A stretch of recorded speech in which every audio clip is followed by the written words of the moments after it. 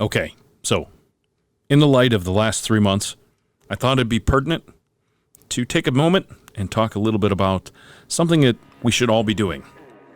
And hardening our homes, a little bit of home defense, interior, perimeter, and some preps. Okay? So, I'll see you on the other side. Welcome to Home on the Range, the official podcast of 1881 Ranch, bringing you the latest on the products, topics, and techniques for the shooting, hunting, and adventure lifestyles. Here is your host, tactical deployment of small arms expert and 1881 Ranch Director, Will Egbert Jr.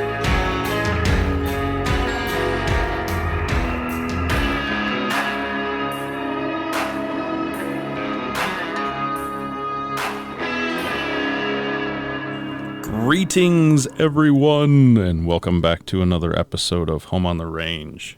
I have to apologize for not releasing any podcasts in the last 3 months, 4 months.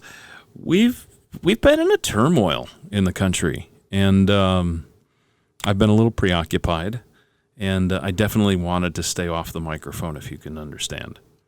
I think there's certain things that you just need to watch, observe, do what you need to do, and just kind of let those things fester and then blow over. And sometimes the emotional rant is not what anybody needs to hear. They need to hear level-headed thoughts and support and clarity.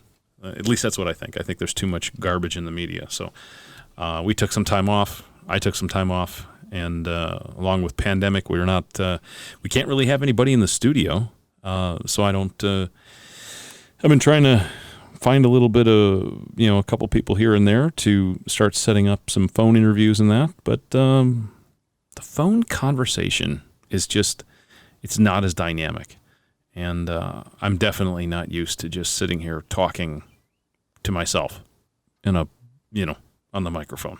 So I thought I'd take a little bit of time and talk about something that maybe most of you, or maybe some of you don't really know where to start, what to do, anything like that as far as home defense goes. And it's not going to be an episode pertaining to bug outs and, prepping and, I got to bury 500 gallons of, fuel in the backyard. Nothing like that. These are simple tactics that you can use to, let's say, harden your home, your defense, your castle, right? And while these are not exactly, in a traditional sense or the defense side of hardening a structure, these will harden the already in place structure that's your home. So we're going to go over just a little bit about some various things, and we're going to touch on your perimeters, okay? And we're going to use this as a homeowner. I don't know too much to do other than interior for when you live in an apartment, because you basically, outside of your four walls inside your apartment, you don't own anything and you have no control over whatever's in the hallway, elevator, lobby, or your parking garage. So that being said, we're going to stick with a single family home on a small lot in rural or urban America. And we're going to talk a little bit about your perimeters, different types of things you can do to the perimeter of your home based on certain things that might be coming in or out of the neighborhood. We'll cover some things in the interior of your home, which is probably going to be most of the meat and potatoes of this episode. And then your preps. And when I say preps, I'm not talking about, prepping like crazy or anything. We're talking about some things that should be in the house at all given times that I think we've gotten laxed over the last 20 or 30 years. And if you look back 30 years ago, when I shouldn't say a young man, but I guess I was a young man 30 years ago. Definitely younger then than I am now. What I remember my mom and dad having in the home And where we lived in, a rural part of town.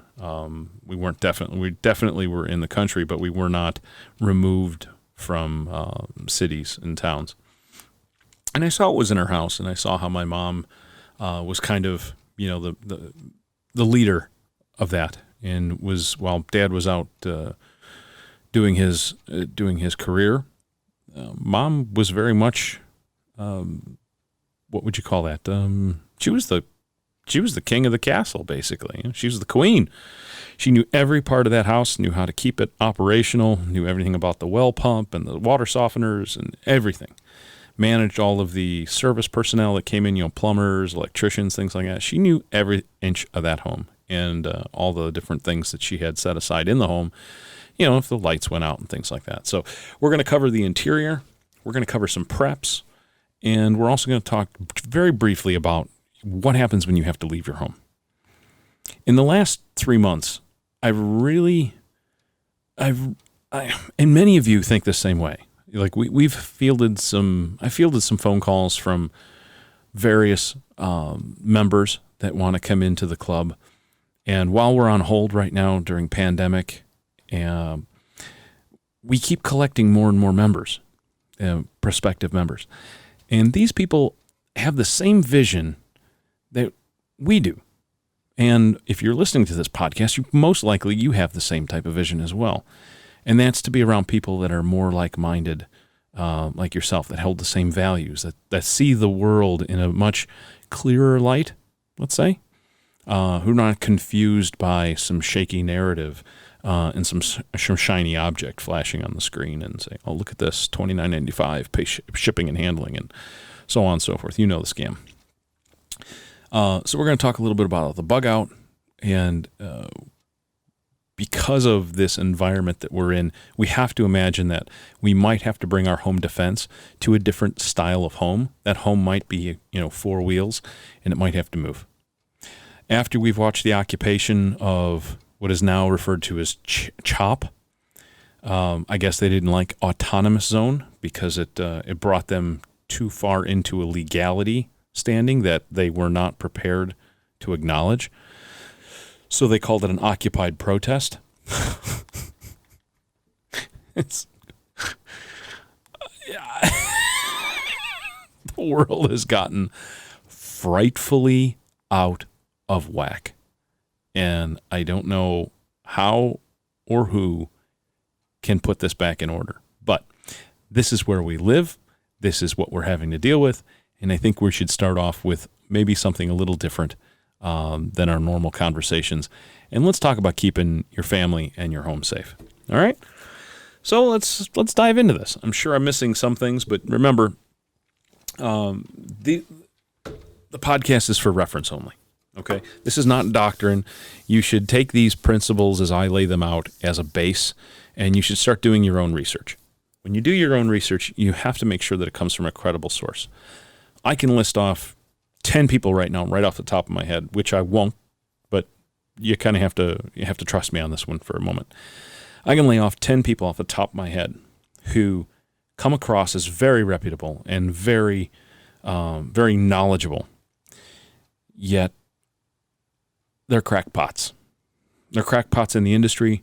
They're crackpots with tactical solutions, training, and it's almost like a snake oil salesman at times, and they've never done anything other than a traveling roadshow. All right, they've never staked their claim. They've never put any of their money up. They've never created something from scratch, had to nurture it and make sure that their name is the actual reason why somebody's taking that class, and not just regurgitate some information and, blast a couple people when they question you and move on. So make sure that when you're doing your research on this stuff, you use your own mind and you get to a 2 + 2 = 4 situation. You have to understand that 2 + 2 doesn't always equal 4. There could be an extra couple 2s in there someplace, and all of a sudden you wind up at 8 or 9. When you try and skip over the middle ground and you try and get right to the end product, a lot of times it becomes dangerous. And when you blindly follow someone's suggestion or their doctrine, you don't typically learn. You don't typically learn the doctrine. You know, all right, you're going to follow somebody's word, you're going to follow someone's thought process, and you don't understand or necessarily are shown how to get to the doctrine, how to boil, when you boil that down, what is it? How did he get there? Who is he? What has he done before? And why did he do it? And for who did he do it with or for? So, I mean, I say he. It could be anybody. There's some very talented women out there as well in the sector, in the security sector. But I want to make everyone sure that, you know, look, this is a primer. This is always evolving. If your preps or your home defense is not always evolving, you become static, complacent, and too comfortable in your surroundings, to the point where you then get a little nervous because you're relying on something that you've not done, you've not proven, and maybe you don't believe in it that much. You know, even though you do it, and because so and so who's, you know, shiny veneer looks great on a social media post, maybe there's something about that you don't understand. And that's where you need to be able to ask questions and get a real answer from somebody with applicable experience. And if it's not me, you know, there's plenty of other people in the industry to run these things off of. And none of us are right. We're all wrong in our own way, and we're all, you know, informed to a certain level. So take what I'm going to give you as a starter, as a base to start off of. These are things that we've seen that have worked throughout the years, and that are simple to enact and don't need a ton of training. They just need a little bit of forethought. Okay, so when you contract overseas, or, you know, in a different country, especially in a third world country, you don't have the resources that a normal, you know, military force, a sanctioned military force would have, right? So you've got to be a little creative, and you've got to be light on your feet, and you've got to be able to boil this down in a nanosecond and understand how to apply it to different situations. So this is a little bit about the perimeter side, and we're going to apply that to the house.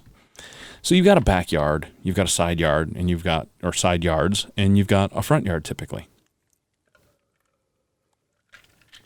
I'm sorry about that. All right, so you've got these things, and you have to understand that you cannot secure your entire dwelling to be a fortress, because we live in residential areas. If you live off grid, I guess you can do just about whatever you want. But for this particular conversation, we're going to be talking about, you know, just your regular suburban home. Can be applied to the urban environments as well, and some rural areas. And it gets cost prohibitive to actually throw up an 8-foot fence, even if your village will allow it. Throw up an 8-foot fence. It's cost prohibitive. Okay, and it makes you a target right away, because people see that and will kind of go, "Why is there an 8-foot fence in that yard?"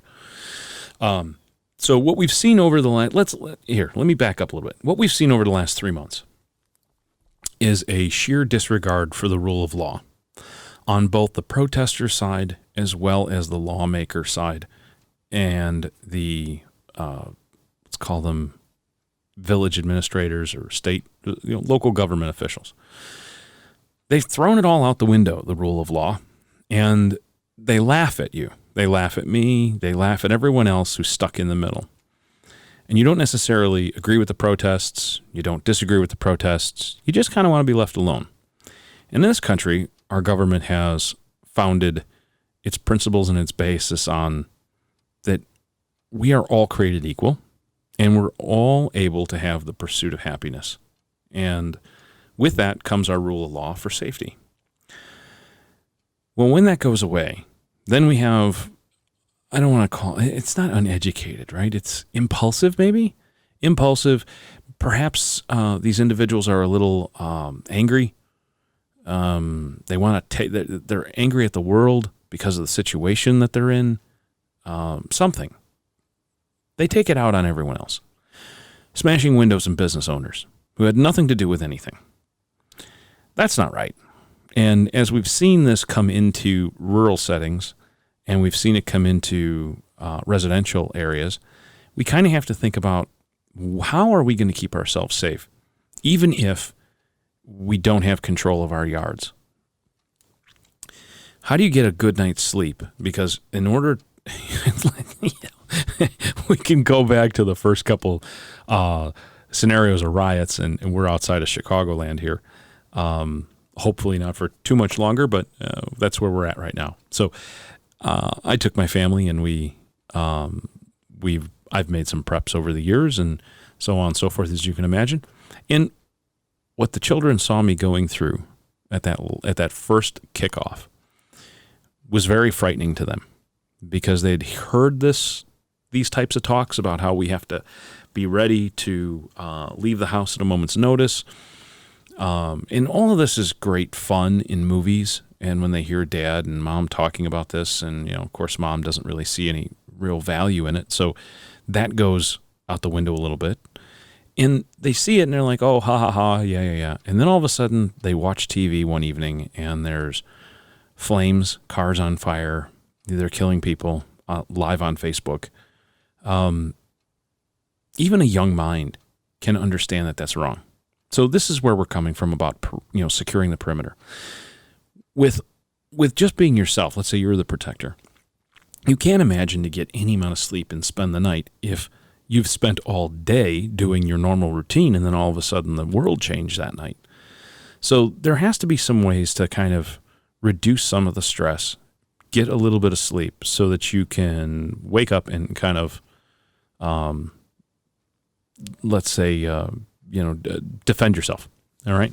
And that's why, military units, they'll sleep in shifts, and most of the guys can, most of the personnel can actually go to sleep knowing that their buddy is right there, their fellow operator or their soldiers. They're trained to do this, and they understand why they need to do it, and they all work as a team to do it, because one hand washes the other. So everyone will, for this conversation, we're going to say we trust each other in that unit. I'm going to go to sleep, and I'm going to let my buddy watch guard, and he's going to pull first shift. That allows me to get some sleep, because during the day, we've traditionally had to work our way through different environments or different situations, and we're all tired. Next guy will take the next shift, and a third shift, so on and so forth. But in a residential setting, in a home setting, you don't typically get that. You're not going to tell your wife, all right, you're pulling first shift, and if something happens, she's typically not prepared for it. There are families that train for this stuff, and I applaud you. It's awesome. You should, but then again, at the other side, it's not where I'm at, and that's not where most people are. So we're going to talk about this very realistically. So let's get to the perimeters. We need to be able to get some sleep. We need to be able to understand that if something is coming into the neighborhood, that we have some sort of advanced warning, anything like that. So let's talk about cars. What can we do for the perimeter of our home? Is our driveway in the front of the house, on the side of the house? Is it a U shape? Things like that. So where can we put cars? All right, they're barriers of sorts. They're also a way where we can leave home. We can leave this area quickly. Pedestrian on foot is not going to stop a 5,000-pound vehicle. It's just not going to happen. The only person that's going to stop, the only thing that can stop that vehicle is the driver pushing on the brake pedal. And we've seen that more and more through people just trying to drive through an area, and they're mobbed by the protesters, and they start banging on the cars and breaking windows, and they have no reason to be doing this, but yet you feel frightened, and you hit the gas and you drive away. It takes a big commitment to do that. So where can we park our cars? Can we park them in the garage? Do we want to park them in the garage so it looks like no one's home? Or should we leave them in the driveway? Maybe we leave one outside in the driveway, our secondary vehicle. Maybe we leave that in the driveway, and it's blocking the sidewalk or blocking the front of the house in some fashion. Maybe it's blocking some part of the garage door so that you've got another way to pull out your second car, so that no one can block it completely, right? You still have a little bit of control over that. How about some exterior lights? Now, over the last few years, we've seen, things like the motion sensor lights and solar panel lights and things like that. So I want you to take a quick look at some of that stuff and see how you can apply it to your particular home. And we've used these solar-powered spotlights for probably the last 10 years. And while they weren't great 10 years ago, they've really come a long way now. And sometimes they've got rechargeable batteries in them. And if you take it apart, you can put in new or better rechargeable batteries that have got a more milliamp hours to them. And that's over the years, that's what we've done. And the raccoons love it. I mean, when the raccoons come to jump in the garbage cans, the perimeter light goes on and they're all like, hey, thanks for turning on the lights so we can see what we're eating. So, if you're laying there watching TV and you see the light come on the corner of your eye, you know that something has passed by that portion of the house that could be moving around, right? There are still false alarms here and there where a spider walks over the sensor or something. But for the most part, raccoon walks over to the garbage cans, goes on. I get up off the couch, I go outside, and I scare away the raccoons. And hey, they scoot away for a couple of days, and they're back eating leftover pizza. But as far as our two-legged predators are concerned, our predatory friends, they don't like light. Okay, let's call them cockroaches, right? So they turn on the lights and the cockroaches run. What can you do in your driveway? Can you put up some perimeter lights to kind of light it up so that they're not getting close enough to the house? Maybe just look at it and go, there's lights there. The lights light up the video cameras on the outside of the house. I'm kind of jumping here. And they can see the video cameras and they're like, it's probably being recorded. Let's skip to the next house, something like that. And these are passive. These are kind of passive things. All right, so we talked a little bit about lights. What about the windows in the house? Keeping somebody from smashing in larger windows like your patio doors and things like that. So a while back, right after 9/11, 3M came out with a barrier film. It was wildly expensive at the time, and now they've come down. So there's some crystalline type films that are barriers that go on glass from the inside. And what they'll do is you almost can't even smash through them. It turns it into another layer of laminated glass. And while you can push right through it with a few swings of a sledgehammer, it's there for more passive environments. And I'm talking about the residential films. Now, they're not great to look through sometimes. They're not that, there's a little bit of clarity issue with them, I think, still. But for the most part, if you've got some big patio windows or something like that let's say you're not necessarily looking through, but it's something that someone can throw a lawn chair through, like your patio furniture. I'm going to pick up a patio chair and it's, just throw it right through the window. If you can keep them from being able to do that, this all depends on where you live and how you like to live. Some of the homes that I've seen over the years that we've done some consulting on for security and executive homes, they were built a little differently because somebody is they live in a different part of the world most of the time, and when they come here, they don't necessarily trust the rule of law because they've never grown up with it. Case in point, there was a Brazilian gentleman.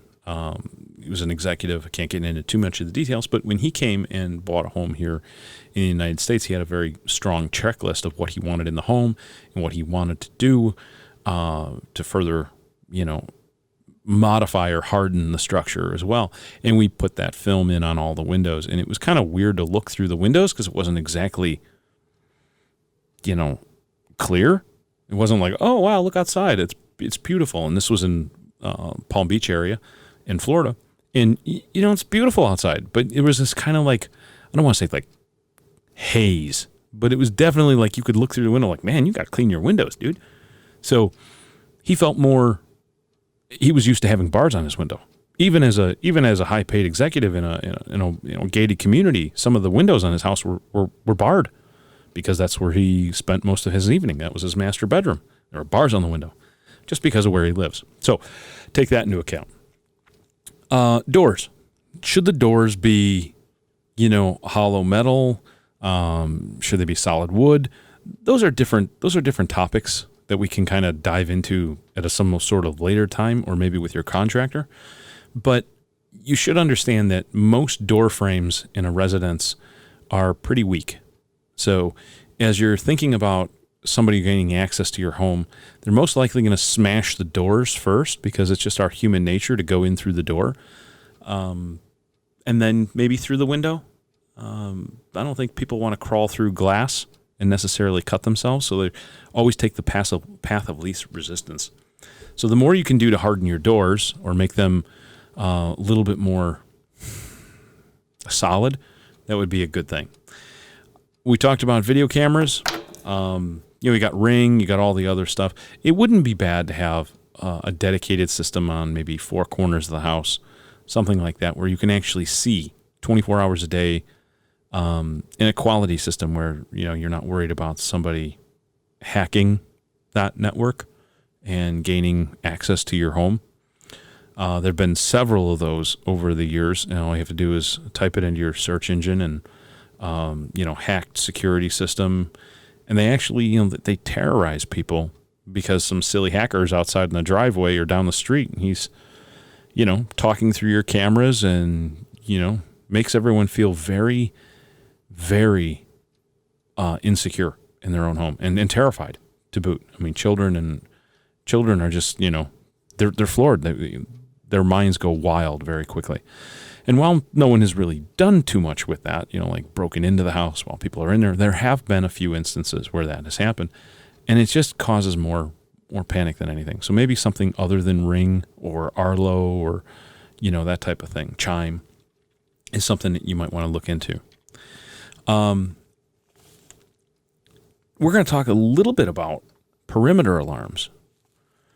There's various motion detecting alarms with loud sirens, piezo alarms, beep, beep, beep, beep, beep, beep, beep, and they go off for a minute and then they turn off and they reset.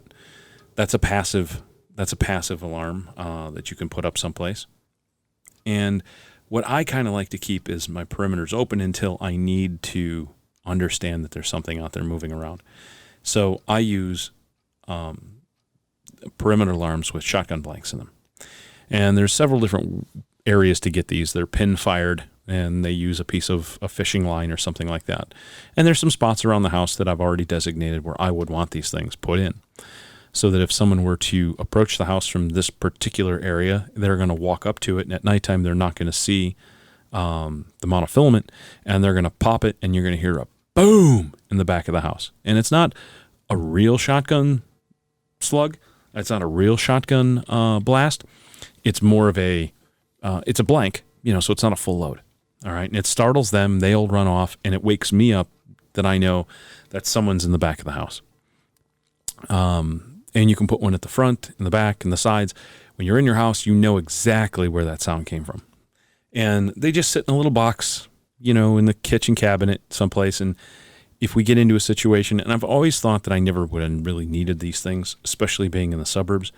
But, a little while ago, I kind of looked around and I looked at my children and I looked at the amount of, hysteria going on in just a few miles from our home, and what was coming into the areas, and the hysteria, and I didn't want to put my head down and go, nothing's going to happen tonight. We're insulated from that. That level of complacency usually gets you stung.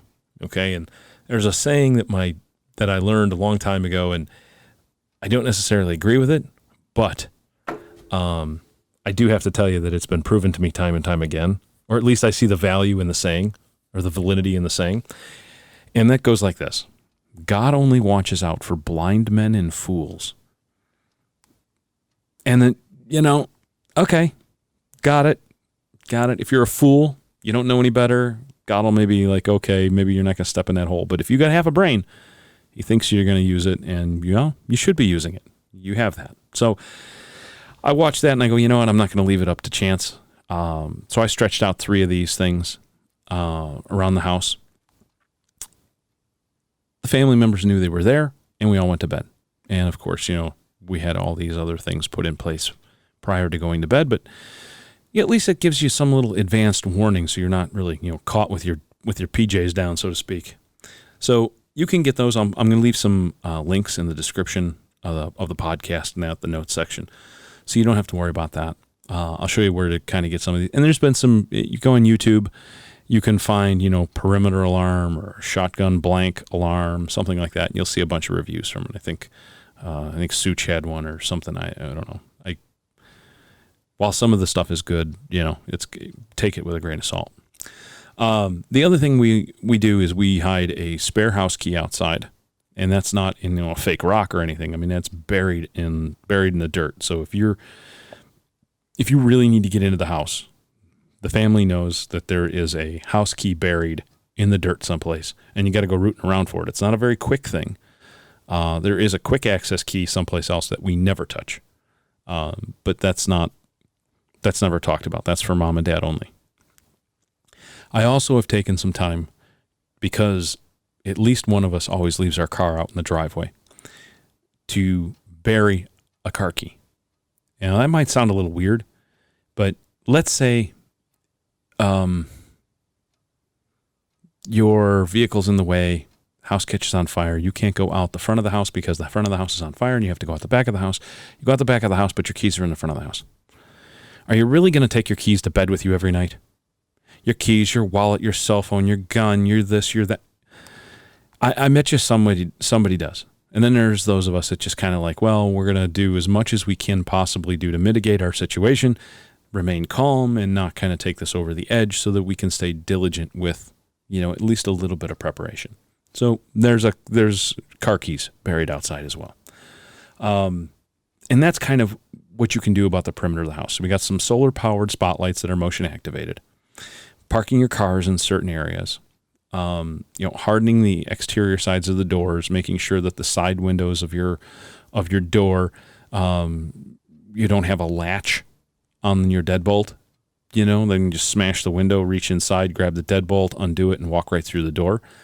Maybe you want to keep a key there. Maybe keep a key Velcroed on the top of half of the door or something, so it's there and you can open it up at any time. Something like that.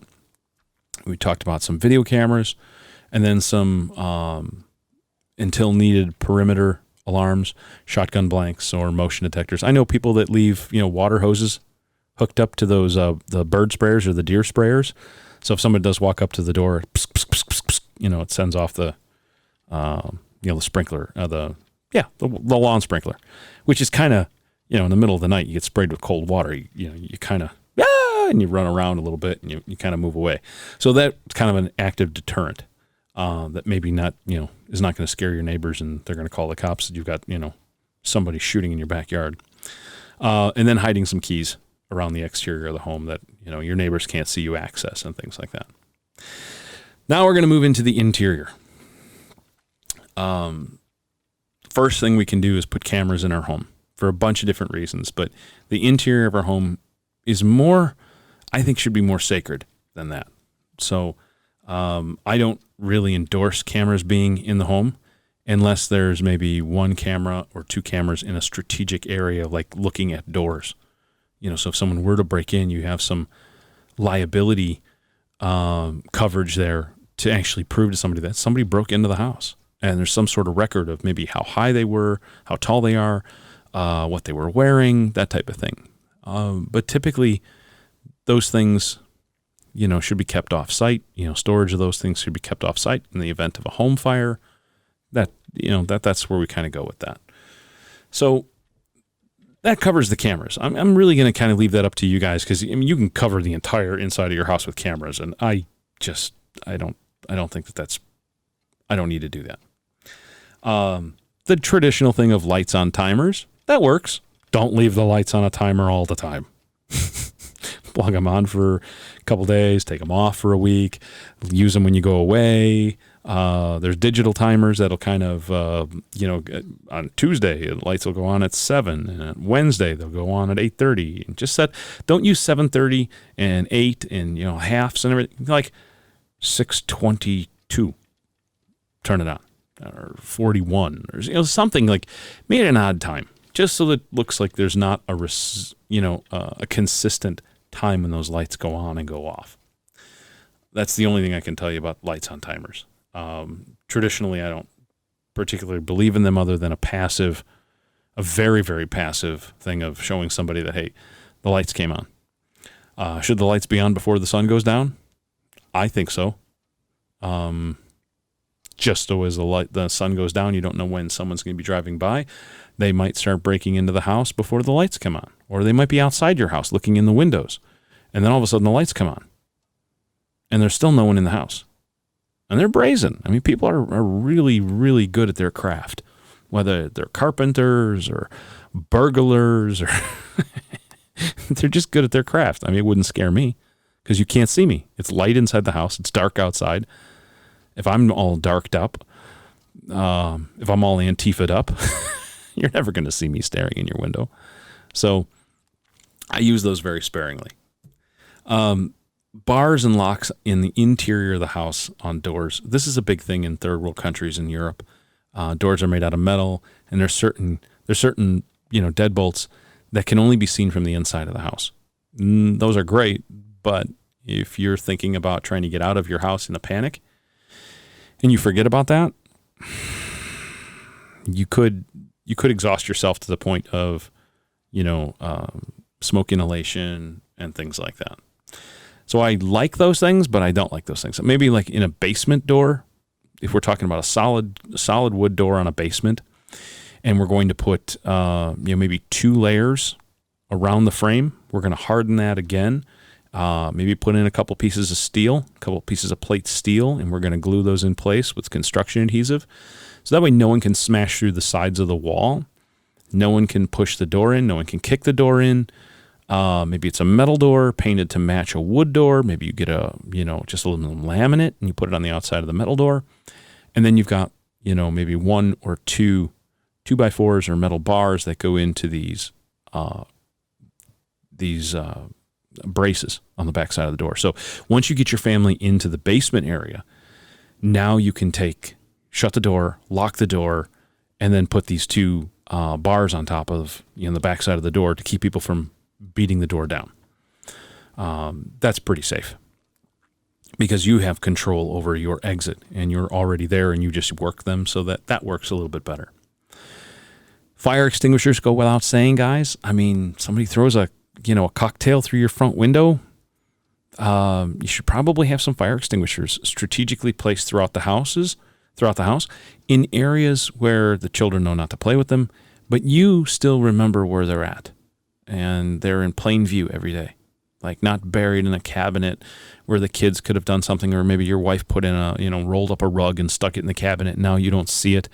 So under stress, you open up the cabinets and you don't see it. You just see rugs and crap in the cabinet. And you're like, damn, where's the fire extinguisher? Things like that. You have to kind of outthink yourself in a stressful situation. And a lot of these practices came from running years and years and years of force-on-force simunitions training. Because we saw things come out in people that seasoned operators that had like no idea that they would do this. We're like, no, we've checked out. Like that line in the movie, like, don't worry, we checked out. And turns out that you can't check out. There's just certain things that you can guard against, you can prep for, you can train for, but you really don't know what you're going to do in that situation because there could be a little bit of change in that scenario. All right, so fire extinguisher, that just goes without saying. If your bedroom lives up on the second floor, right, and that's where that's at, you should have some way of getting out of the house. They make emergency escape ladders. They come in a little box, and they hang out the side window, and you can climb out the window. And that's scary as shit. I'm sorry for swearing. Pardon me. They're scary as all get out, okay? You have to have really a lot of faith to use these things. They are not exactly they don't exactly instill the greatest amount of confidence. When you open the box and you flop this, this thing outside the window. So maybe spend a couple extra bucks on a very nice unit, high quality, but you might want to try it one day too, and actually try and get your wife to get out the window first. That way you can hang on to her. And she can get on the ground, and then maybe she can wait for the children to come out next, and then you come out last, whatever. Maybe you want to go out first. Those are things you have to weigh, in your situation, in your environment, but definitely get some sort of ladder.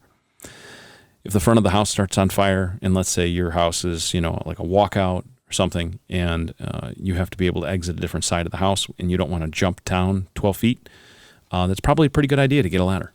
Okay. It goes without saying, leave flashlights all over the house. Certain flashlights are pretty good. Just, I would do like an LED something from like Home Depot or Lowe's. Pretty inexpensive. They usually have a pretty good on-off switch. They're not going to short out or drain batteries. I know in the old days when we used to leave our Surefire flashlights and the twist cap all the way down to where it was just, it would, left the momentary switch on, it would drain the batteries. So we would constantly have to unscrew the tail cap on our flashlights so that we pushed the momentary switch on the back tail. It wouldn't activate the light, and then the batteries would stay longer. That's a long since gone, I hope. I haven't had that problem in years, but flashlights all over the house because you never know when the power is going to go out. I'm not a very big proponent for candles. I think candles make a bad situation even worse, especially when you have children or a dog. Pets, I definitely know. And, phones. Do you have a cordless phone in the house? Most of us all run off of cell phones nowadays. But sometimes if you call your internet provider, most everybody's doing, voice over IP or something like that. If you call them like Comcast in the Chicagoland area, it's actually cheaper to have your internet and your cable with a landline.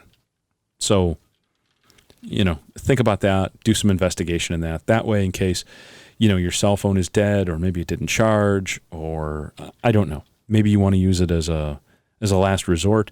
So you're going to call 911 from your landline instead. Maybe some areas don't support 911 from a cell phone. They don't actually have your location. They get close, but not like a landline. All right, so think about your phone situation. And then I know a lot of people use generators for their house. Excuse me. Getting a little dry. Okay, now we're starting to get into some really fun stuff, right? So generators. If we're going to go down that road and spend the money, maybe we should think about doing an electric generator instead of a gas generator. Why? I've got the whole idea of doing a propane or natural gas generator outside the house to power the entire house. That's great. That's good. It's not flexible. It's not movable. That's for a certain application. Now, if we're thinking about an emergency, if we're thinking about maybe pandemic, if maybe we're thinking about a little bit more on the apocalypse side or civil unrest or, revolution, then maybe we should think outside of gas, especially nowadays, because solar-powered or 110 augmented battery generators or electric generators have come a huge, huge way. And they make no sound, and they have no emissions. They have no VOCs running out the back end, and they don't require any fuel other than the sunlight to charge them up. You don't have to haul around.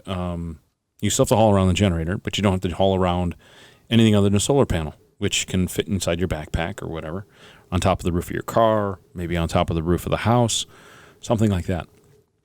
And you're not hauling around flammable liquids like gasoline or kerosene. What I like about them is that you can power things that you would normally need to keep you alive. Let's say an electric blanket. So if you had to hunker down inside of a house and it's nighttime and there hasn't been much electricity, it's very quiet. In pandemic, here, perfect case. How many of you can sit in your, sleep, lay down in your beds at night and actually sit there and go, wow, I've never heard it this quiet forever. Like forever. Like only on really bad snowstorms does it get this quiet around us because the highway's pretty much shut down. No one's traveling. And there's a lot of that hum in the background that no one really understands. It's always there. Just that in the background. You get so used to it, you don't realize it. So now all of a sudden it's real quiet and somebody's house has got a generator on. I mean, I use these models of civil unrest or anything like that to try and show the various ways to think about these problems. And maybe product A will do 1 and 2, but product B will do 1, 2, 3, 4, 5, and 6. And if I'm going to spend the money, I have to spend the money anyway. So take that money out of the equation and maybe pull it with something else. So let's say you want to keep warm in the house. I start an electric generator to keep an electric blanket going, or a gas generator to keep the electric blankets going because the heat's out in the house and it's cold. Now, I got to tell you, for the last 3 years, my heaters have gone out on the coldest day of the year, and they've burned up an entire board, an electronic board in the heater. I can't make this up. It's stranger than fiction, but there it is. Now I know the house will stay warm for a day or two, but after that, you got to kind of start thinking, especially with young children, maybe there's other problems. So that's applicable. So maybe an electric generator, a GoPro camera, or a cell phone camera on the interior of the house. Now, I've heard the GoPro camera thing, like a action camera, but I've never really understood why. And when I say this, it's not my thought. This is someone else's thought, is so that if somebody does break into the house, you have some way to record what's going on, either audio or audio with video. I'm not so sure I'm not sure I'll have that time or the wherewithal to screw around with that thing. Turn it on, leave it on the floor in the hallway, and just, start dialing 911 and all this other stuff. I'm not sure that I would be in that situation to think that through. All right, so that's how I think. You've already got a camera on your phone anyway, so just use that. Maybe hand it off to your wife or your girlfriend and say, hey, just videotape this. Just throw it on the bed, and maybe we'll just do an audio recording of it or something, so that in the event that you actually do have to shoot somebody in your home, there is some sort of undeniable, third-person, uncorruptible, let's call it an eyewitness statement. Okay? And remember, I don't know who came up with this idea of, hey, you're innocent until proven guilty. But if somebody charges you with murder, they don't wait to pick you up for a week. All right? They take you to jail right then and there.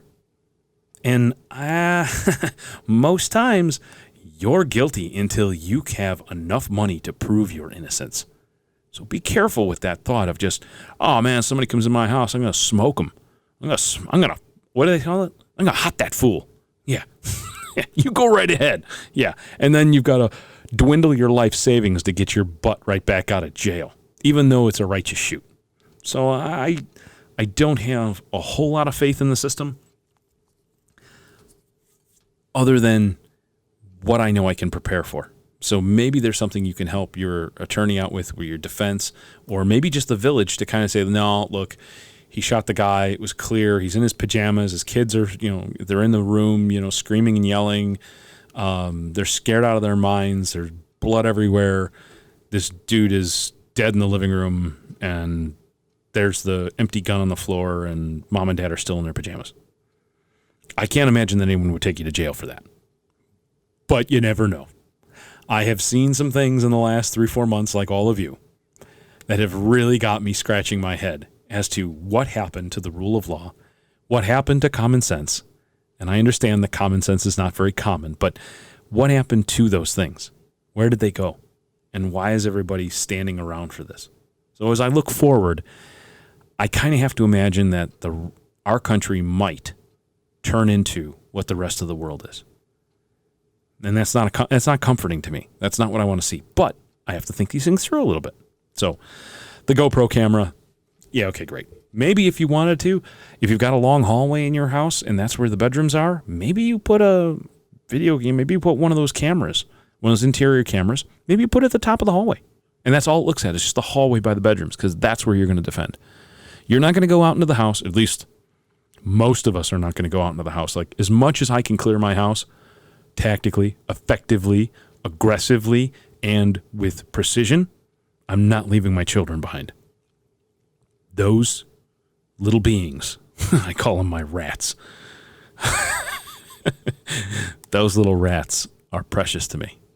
And I'm gonna basically, bunker up right there, and that's their last line of defense is me, standing at the top of those stairs or the hallway or what have you, and you got to get through me to get to them. I'm not going to separate myself from them so that a second or third person can come in and get behind me and get up into those rooms and cause a hostage situation.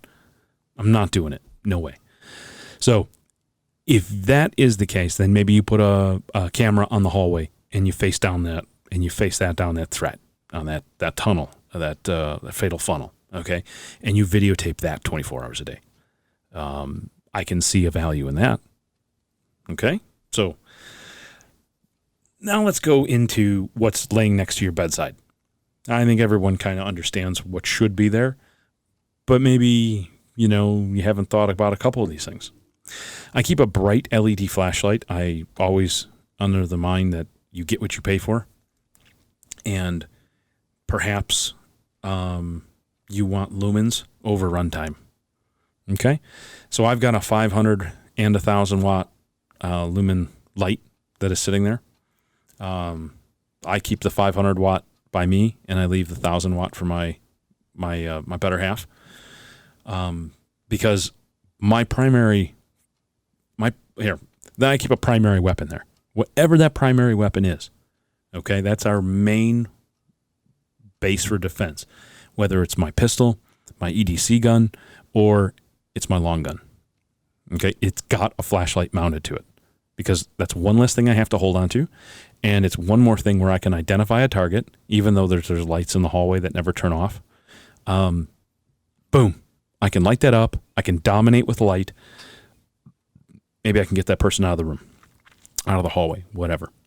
So that's why I keep a 500, and I just kind of could have given, 2 4,000 lumen lights. Yeah, sure. They're cheap enough nowadays where you can get a really good one. Olight makes a nice light.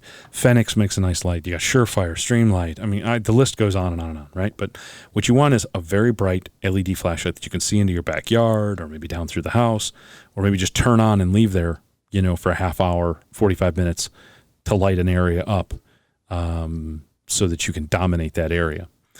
So a primary weapon with a light and a spare magazine. I don't care if it's an AR-15.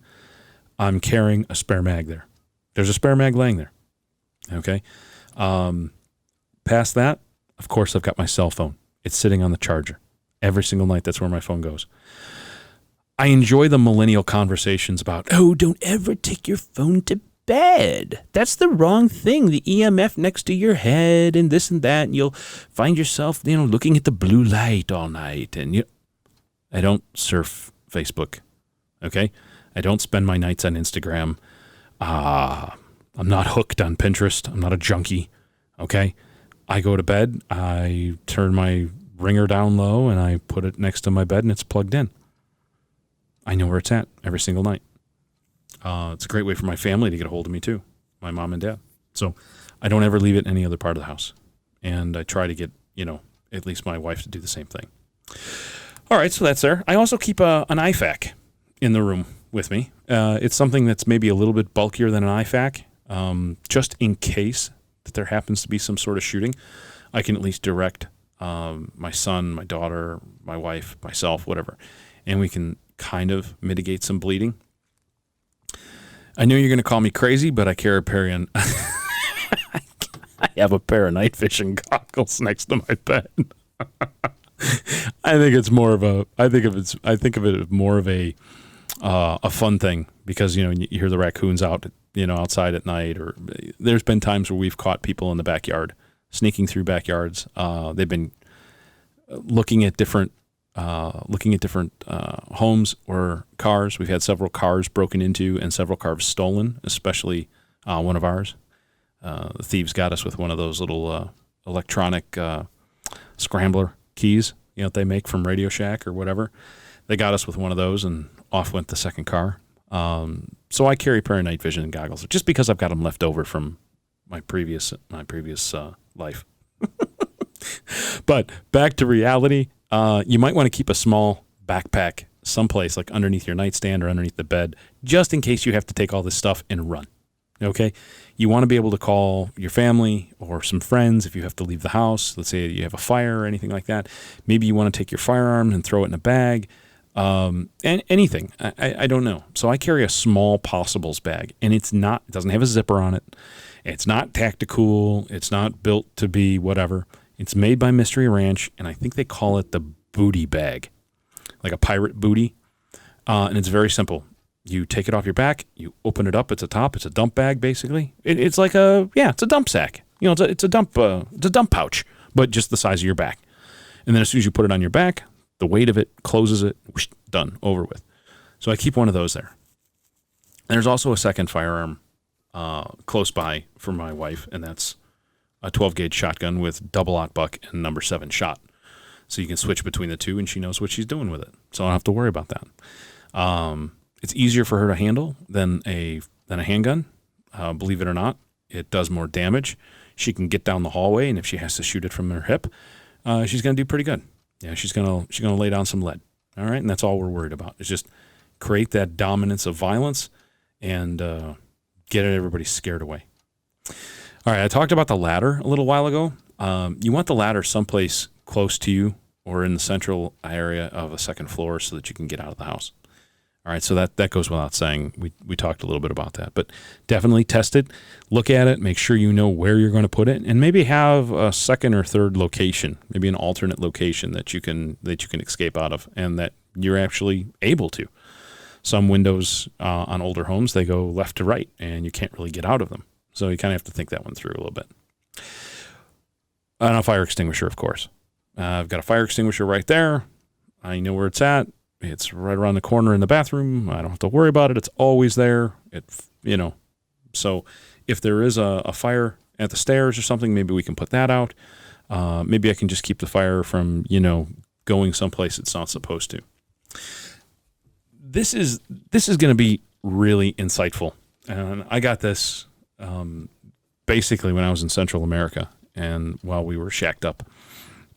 We always had a pair of shoes under our bed, and they were kept in little bags so that scorpions wouldn't get in there or spiders wouldn't get in there, so that in the middle of the night, if you needed to get up, you can literally jump out of bed, take your shoes out of this bag, and put your feet in them and run and leave. Like, I'm gone. What you don't want to be doing is in the middle of winter be running out of the house in your bare feet, right? I mean, that goes without saying. And you can't stop to grab your shoes sometimes. So it's a good practice to keep maybe a crappy pair of shoes that maybe don't fit all that well, but at least you can get out of the house. And my kids have them underneath their beds. And because we don't live in Arizona, I don't have to worry about putting them in a Ziploc bag or something to keep the scorpions out of them. I've known of one person who put their foot in a shoe and pow, got nailed. And I got to tell you, they were not very happy. Another gentleman I know stuck his foot in one, and he got hit by a spider pretty good, and he got a pretty good infection. So I've just been, I go to Arizona to visit my buddies or Nevada, and I'm just like, I shake my shoes out, I bait them on the side of the wall, I look inside. I get a little paranoid. I look through the sheets. I look behind the bed. It's like the boogeyman's coming to get me. But I got tagged by a scorpion a long time ago, and I got to tell you, it's not a fun experience. So, so keep a pair of shoes under your bed. I don't go the whole route of sweaters and a raincoat and a hat and all that kind of stuff. The kids all have a flashlight in with their shoes. There's another little quick tip for you. So what I do is I just take a flashlight and leave the batteries in it. If the batteries are dead, we check them every year anyway when we do the smoke detectors, so it's the same thing. And that rounds everything out as far as the home goes. Now, what do we do if we have to leave the house? Okay, we need some sort of bug out, or we need some sort of prep. So what is that? Excuse me. So in our situation, it's going to be a car. Okay? I keep a little bit of prep in the house. Not much. Water, food, bars. I don't believe in, stockpiling huge amounts of food other than for a pandemic. All right? So I know you're going to have to leave your house at some point for whatever mass casualty situation, anything like that. We keep a little bit of fuel for the cars, not too much, because in the event of a house fire or a problem or whatever, just enough fuel to throw in 5 gallons into the vehicle to get us someplace, and 5 gallons to go in the back of the car. So 2 5-gallon containers. We use race cans. They're plastic. They're rectangular in shape on the base, so they don't tip over very easy. And they're meant to go in the back of a trailer. And so they have a big round, cap on them that seals very good. They're not just little disposable things. You can get this stuff on Amazon, guys. It's pretty simple. Just look for race fuel containers. I'll leave some links below as well for that. And then we've got some comms, some FRS radios with batteries off to the side, so we can put those in. Of course, keep some toilet paper on hand, some baby wipes, that type of thing. In the event that you do have to use the facilities, or you have to defecate in your home, remember that's a source of bacteria, and nasty bacteria as well. So I've got I can't remember exactly what it's called, but it's a foldable toilet. It's about the size of a big briefcase. And they've made other things called luggable loos. It's a 5-gallon bucket with a toilet seat on it. The most important part about that equation is that you need to be able to solidify that stuff. Okay. So there's chemical packs that go in there, so that when you use the facility, the toilet, whatever you want to call it, the box. What's in the box? There's a chemical pack in there that'll turn your excrement into a solid, or at least a jelly, and that way you can seal it up and get it outside. It's basically not, I don't think anyone really wants to go outside, dig a hole, and take a crap in it. But those are for dire circumstances, and you might want to take that and throw it in the car. So when you go to bug out, you might want to take that, your go bag. I don't know if we'll talk about what goes in a go bag, because everyone's got a little bit different idea of what's there. But you have to be able to, move some of this stuff. So if you're leaving your bedroom fast with your children and you need to get into the car, let's say you don't have your car keys because they're in another part of the house and you can't get to it because there is a fire there, or whatever, you can get outside, use your ladder, get outside. You've got all your stuff stuffed in a knapsack real quick. You've got a pair of shoes on. You run over, you dig up your car key, you get in the car, and you can move the vehicle so the fire department can come in. You don't lose your vehicle in the house fire, or you leave the scene. You leave the area.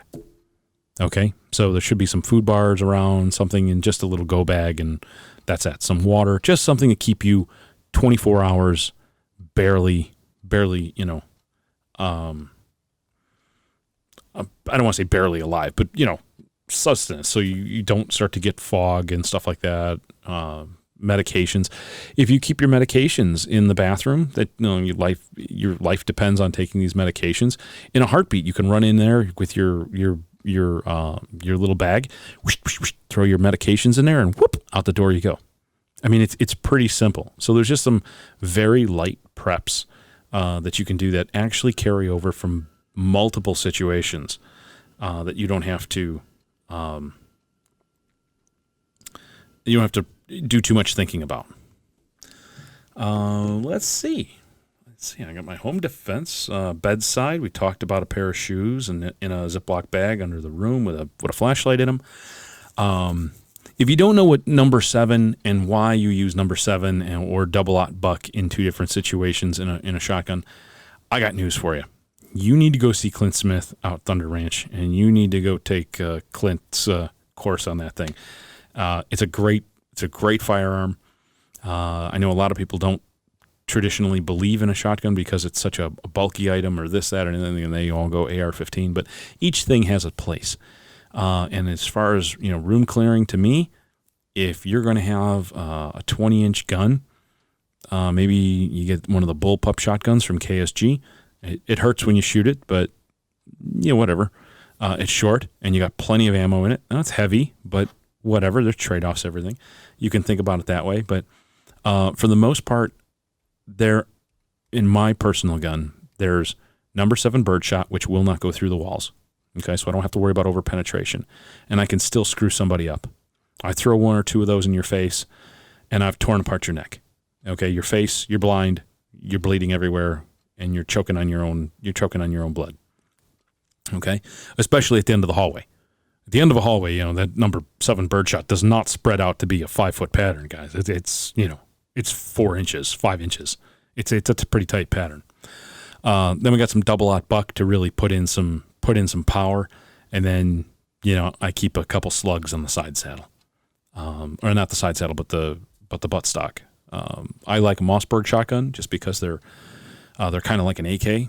They've got gross tolerances in them, and that particular stock that goes on that Mossberg has got a spot for 4 rounds in the butt, and they're quick speed loads, and it makes the gun very heavy. But there's a sling on the gun already. There's a flashlight on the gun already. There's 6 rounds in the tube. There's another 6 on the side, and there's 4 in the back. You're not running a marathon with this thing. You're doing a home defense scenario. So the weight doesn't really bother me, and it shouldn't come in as a factor. I mean, you're not, doing a ship assault with this thing where you're going to be operating for an hour, clearing tight spaces. You're bunkered up in your hallway or in your kid's room, waiting for the police to arrive. So that's that. AR-15, if you want to go down that route, then you're going to have to start looking at, what rounds do you want to use?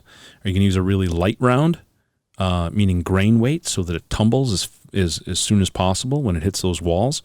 Therefore, you don't get too much over penetration. Or are you going heavy, like super heavy, like pushing that 72 grain or 75 grain hollow point Devastator round or something like that?